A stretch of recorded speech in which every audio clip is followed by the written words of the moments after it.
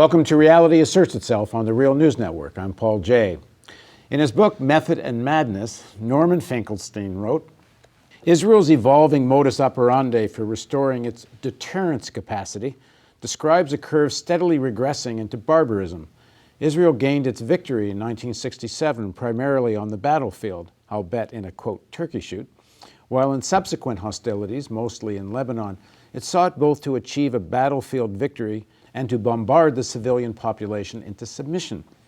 But Israel targeted Gaza to restore its deterrence capacity because it eschewed any of the risks of conventional war. It targeted Gaza because it was largely defenseless.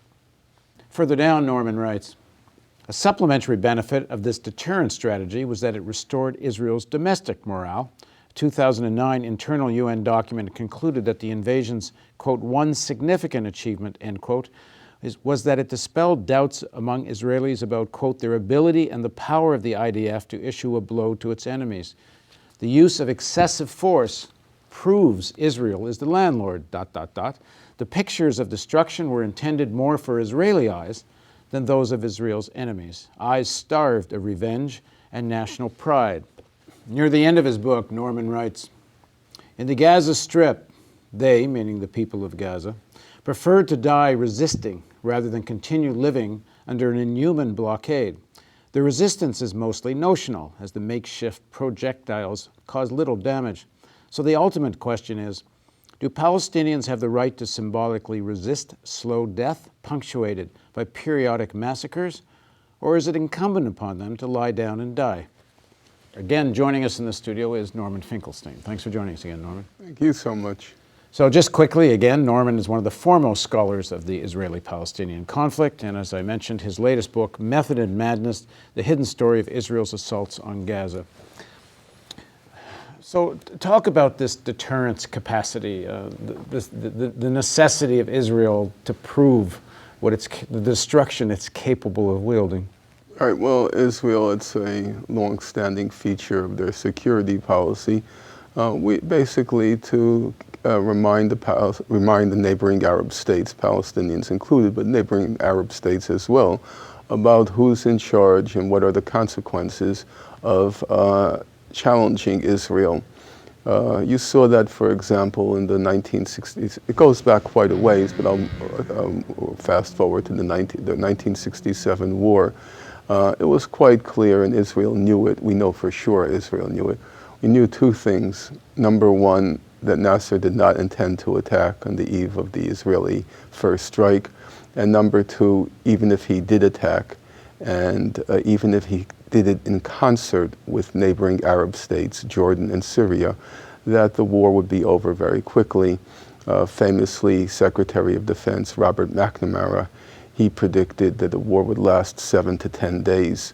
And he was always proud of that prediction. In fact, the war was over in the first day because Israel, in its first strike, demolished all of Egyptian planes on the ground, so the war was over. The only reason it lasted 7 days is because Israel then proceeded to take land in the Jordan, take land in the Golan Heights. It wasn't even 7 days, it was really 1 day, and the whole thing was over. What's the evidence? What is the evidence, so people that haven't followed the story, that Israel knew that Egypt wasn't going to attack? Okay, that's a good question. The evidence is as follows. The evidence I prefer to lean on, there's all sorts of evidence, but I'll use the evidence I prefer to lean on.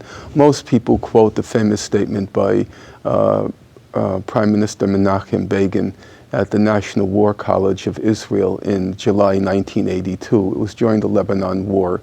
And Menachem Begin had been a member of the National Unity Government that was formed in 1967, so he knew all the inner workings. And he famously said in this July 1982 lecture at the National War College, he said, let's be honest with ourselves. There was no evidence that Nasser was going to attack. We decided to attack first. But that to me is that's some evidence. It's not necessarily definitive evidence, because Begin at that time was trying to defend his decision to attack Lebanon in June 1982. The internal evidence, which I consider overwhelmingly overwhelmingly supportive of what I'm about to say is the Israelis, they desperately needed, in 1967, they needed the U.S. green light because they were afraid if they attacked like they did in 1956, that the U.S. president is going to force them to withdraw, just like Eisenhower forced Israel to withdraw in 1956. So they wanted that American green light, so once they attacked, they wouldn't be forced to unilaterally withdraw. And so they were sending all of their officials here to show evidence that we're facing an existential threat from Egypt. Egypt is going to attack. And so Johnson took all the evidence, Lyndon Johnson, the president at the time, he gave it to like 6 or 7 U.S. security organizations, the equivalent of like, I don't know if it's the same name now, then, but it was like the National Security Council, the CIA, all of the organizations. He asked them, okay, vet the Israeli information, use your own information, what do you come back with? And each time he checked with them, they kept saying there's no evidence that Egypt is going to attack. And they also said if there were an attack, and even if it were a concerted attack, it's clear that Israel is going to, in the famous statement, Johnson was talking to an Israeli official, I think it was Abba Eban, the foreign minister, but I can't say for sure, and he says that all our intelligence shows us, number one, Egypt is not going to attack, and number two, if they do, and Johnson's famous line was, you're going to whip the hell out of them. Now, you might say, well, that says what the Americans thought. What about what the Israelis thought? It's very interesting. On June 1st, that's just a few days before the Israeli attack, the head of Israeli intelligence, Meir Amit, he comes to Washington. He's consulting. He's also trying to convince, and he's also trying to sniff out what will the U.S. do if we attack. He meets with the American intelligence, and what does he say? He says, our intelligence agrees with all of your intelligence about whether Nasser will attack and what will happen if he attacks. So there's complete agreement across the board. American intelligence agencies, Israeli intelligence agencies. Nasser is not going to attack. Nasser, even if he did, Israelis will whip the hell out of them. Which brings us now back to your question. The question is, then why did Israel attack? And the response, one of the responses, the one by Ariel Sharon, because there was a split in the cabinet, whether or not, Israeli cabinet, whether to launch the first strike. And Sharon said, if we don't, this was Ariel Sharon, it's the same cast of characters, goes back quite a ways. Ariel Sharon, he says, if we don't attack, it's going to diminish our deterrence capacity. What does that mean? Because Nasser was making all of these noises. Nasser did close the Straits of Tiran. Nasser did move troops into the Sinai. And Nasser, the rhetorical flourishes about we're going to defeat Israel and so on and so forth, and so had whipped up a kind of ecstatic hysteria in the Arab world. Finally, they're challenging Israel. Now, de facto, Nasser was a windbag, a congenital problem in the Arab world. Leaders who are windbags. And obviously, there was nothing backing his claims. But they thought that this was whipping up too much of a hysteria in the Arab world. It's time to remind them who's in charge. So then we get this term, deterrence capacity. Deterrence capacity. And incidentally, the expression Turkey shoot, that came from the National Security Advisor, Walt Rastow. And he says, well, yeah, it was the Israelis attacked. He said, well, it's more like a turkey shoot, which is what it was. And I should mention, in Method and Madness, all the sources for this are there. So if you want to know how we know so-and-so said what they said, check out the book, because it's very, the notations are very detailed. Well, then, so now to bring it up to date, to where we begin with Gaza, because the book effectively begins before you do that, I want to get to deterrence capacity runs into some trouble in a place called Lebanon. That's exactly what I was going to get to. That's exactly, we're on the same wavelength. So the book begins with the Israeli attack on Gaza, Operation Cast Lead in 2008, December 27th, 2008 to January 17th, 2009. So what was the Israeli purpose behind that? Its deterrence capacity, its ability to frighten, terrify the Arab world, it suffered a real blow during the July-August 2006 war in Lebanon. Israel went in with the full force of its high-tech killing machine, inflicted massive death and destruction. About 1,200 Lebanese were killed. Of those 1,200, about 1,000 were civilians, 200 were Hezbollah fighters. But Israel was very careful not to launch a ground invasion, because you don't want to go to war, hand-to-hand combat with the party of God, the Hezbollah. I've met Hezbollah fighters. They're serious, and they want nothing more than to tangle with Israelis. And Israeli soldiers did not want to tangle with the party of God. The long and the short of it was, Israel, as I say, used this high-tech killing machine for about 3 weeks' time. Well, it was 34 days, but after let's call it 4 weeks' time, then it was clear that the only option now was to launch the ground invasion, because the Hezbollah had these... what year were we in? 2006. Hezbollah, Israel claims it knocked out the medium and long-term missiles. I don't know if that's necessarily true, but let's for argument's sake accept it. The problem was these short-range rockets that Hezbollah had. You can't disable them from the air. The only way you can disable them was with a ground invasion. And Hezbollah kept firing more and more and more, not inflicting massive damage, but showing it's still resisting.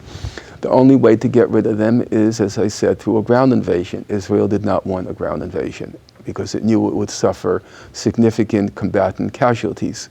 And so Condoleezza Rice in the UN was blocking any resolution ending the conflict. But then it was clear, we better end this now because we're in a mess. And so Condoleezza Rice finally allowed the resolution to pass in the Security Council, and the Lebanon so-called, well, it was a war in some ways, was over. It was horrible what the Israelis did at the end. It's all completely forgotten. The resolution was passed. The war was over. All that was waiting was now implementation on the ground. Everybody agreed, war is over. What did Israel do in the last 72 hours? It's all completely eliminated from the historical record. It dropped 4 million cluster bomblets on South Lebanon, saturated the whole of South Lebanon. It was like a science fiction movie. How do we know this? Oh, you just look at the Human Rights Watch report on South. It's called Flooding South Lebanon. It's a very vivid depiction of the monstrousness of what Israel did. It depicts homes, the roofs, through the windows, the cluster bomblets enter. Entire apartments are just saturated with them. 4 million cluster bomblets. In any case, that's a separate issue. Maybe one day I'll come back and talk about. But for now, the point is, Nasrallah kept referring to it as our divine victory. Nasrallah, leader of the Hezbollah. Yeah, the head of the Hezbollah, Sayed Nasrallah, kept referring to it as our divine victory. And that, of course, shook up the Israelis, because it was like Nasser, but with a real victory. And it was time. They had to figure out a way to restore their deterrence capacity. And they chose Gaza. And in the typical cowardly way, they chose a place which was utterly defenseless.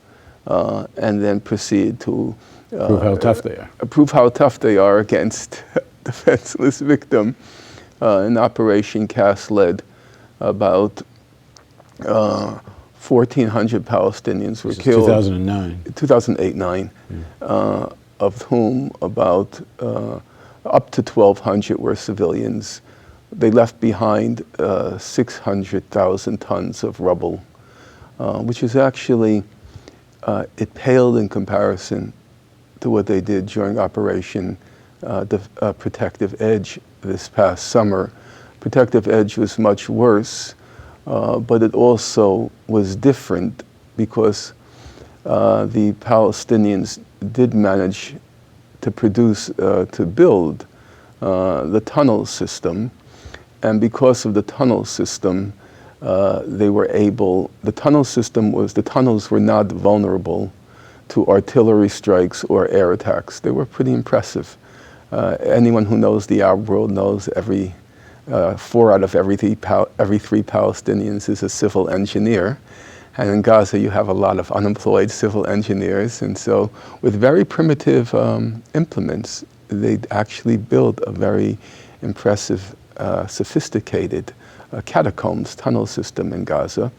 And so when Israel went in, it never went very far in. There's a misunderstanding about that.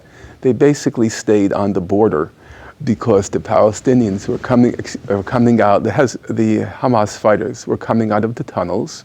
And it's not Stalingrad, it's not Leningrad, but in the first Operation Cast Lead, 10 Israeli combatants were killed. Of those 10, 4 of the 10 were killed from friendly fire, which means only 6 were actually killed by Hamas fighters. This time it was different. It was 67 Israeli combatants who were killed. And they were basically killed for 2 reasons. First of all, the Hamas fighters appear to have been more sophisticated this time. It's said they were trained by Hezbollah, but I don't know. But secondly, it was that tunnel system. But your main point here is that the fundamental reasons for attacking Gaza is to sort of reassert the fear factor. A fear factor, but there was also a second factor, which I discuss at equal length, which is the peace offensive. That every time Hamas was becoming too respectable, every time Hamas was becoming too reasonable, every time Hamas was upholding the terms of the ceasefire that it signed with Israel, there was the fear by Israel that somebody will say, well, if they're respecting agreements, if they're carrying on in a responsible fashion, then why don't you negotiate with them? And the Israelis have one Israeli political scientist, his name is Avner Yaniv, he coined a nice expression. He called it the fear of Palestinian peace offensives. They're becoming too reasonable.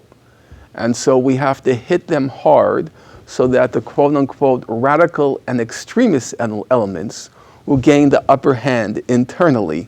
So every time there's a Palestinian peace offensive, Israel launches one of its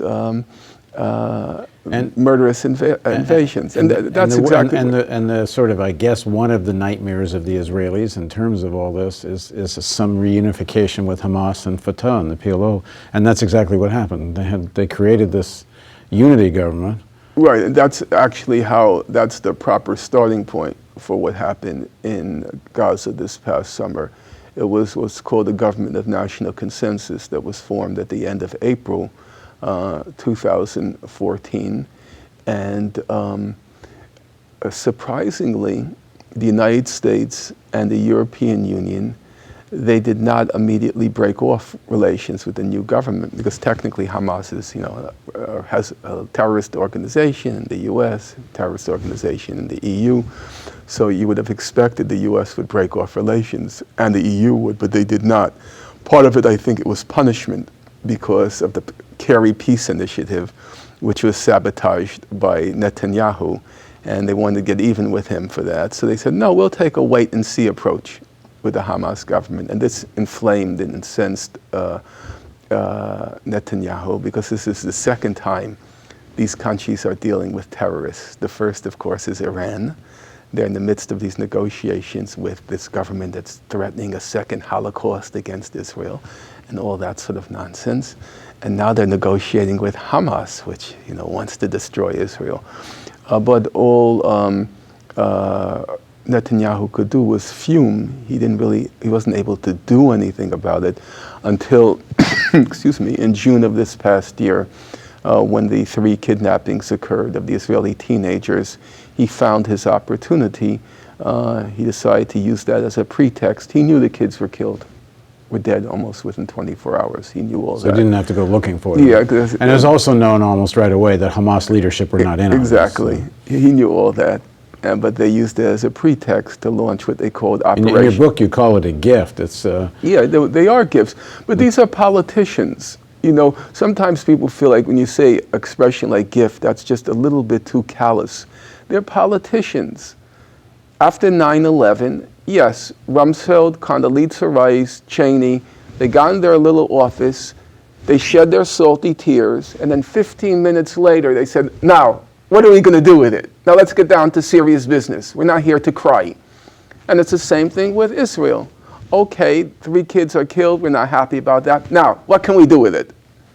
And so he launches Operation Brother's Keeper, goes on the, Israeli troops go on the rampage in the West Bank, kill Palestinians, demolish Palestinian homes, arrest 500 militants from Hamas, knowing full well that this is going to evoke a violent reaction from Hamas. And then when they get that violent reaction, they can say exactly... Violent reaction meaning some rockets that basically don't hit very much. Right, or some crazy thing, whatever is going to happen. And then Netanyahu can say, as he did say a few weeks later, he said, quote, never second guess me again on Hamas. When I say they're a terrorist organization, they're a terrorist organization. And now he had his proof. And so he exploited the opportunity. Because as long as he can keep Hamas as a terrorist organization out of the talks, any possibility of any reconciliation or deal is off the table. Right, because he then says the Palestinian Authority doesn't represent all Palestinians. So how can we negotiate a deal with them? The whole purpose is... And he comes to Congress and they stand up 27 times or whatever the crazy number of standing ovations was. Mm-hmm. But now I think he went a little too far with the last visit to Congress. Okay, we're going to talk about that and where we're at in the next segment. Please join us for a continuation of our discussion with Norman Finkelstein on Reality Asserts Itself on the Real News Network.